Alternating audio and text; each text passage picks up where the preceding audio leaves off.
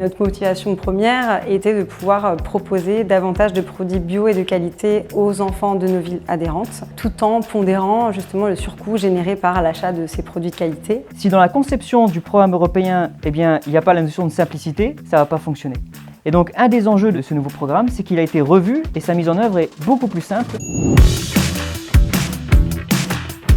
Concernant la mise en œuvre, on peut identifier 4 étapes essentielles. Première étape, sensibiliser les acteurs. Sans avoir leur adhésion, impossible de mettre en œuvre ce programme. Deuxième étape, faire la demande d'agrément. Troisième étape, la mise en œuvre opérationnelle au sein du restaurant scolaire. Quatrième et dernière étape, la demande de mise en paiement. Il faut qu'il y ait une personne qui soit vraiment clairement identifiée, selon moi, au sein de la structure pour se documenter et porter la mise en place du programme. Il y a une personne qui est indispensable pour la mise en œuvre de ce dispositif, c'est l'adjoint gestionnaire. C'est la clé d'entrée dans les collèges et lycées du secondaire en France.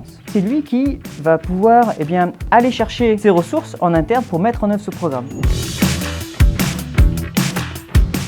Il y a 4 actions majeures qui vont aider au quotidien la mise en œuvre du programme. Première action, la nouvelle méthode du calcul des forfaits. Deuxième action, la possibilité dorénavant de déclarer les portions moyennes. Troisième action, nous n'avons plus l'obligation de déclarer les mesures éducatives réalisées au sein de l'établissement. Et quatrième action, la possibilité de distribuer les produits sur le temps de la demi-pension. Au-delà de ces étapes, on n'est jamais seul, on a tout le temps accès à des ressources en ligne, des FAQ, des webinaires qui nous permettent vraiment de comprendre le programme, d'être bien informé des évolutions potentielles qui peuvent arriver. On a pu compter sur des pairs qui ont été ressources dans cette démarche, des structures et des collectivités qui mettaient d'ores et déjà en place le programme.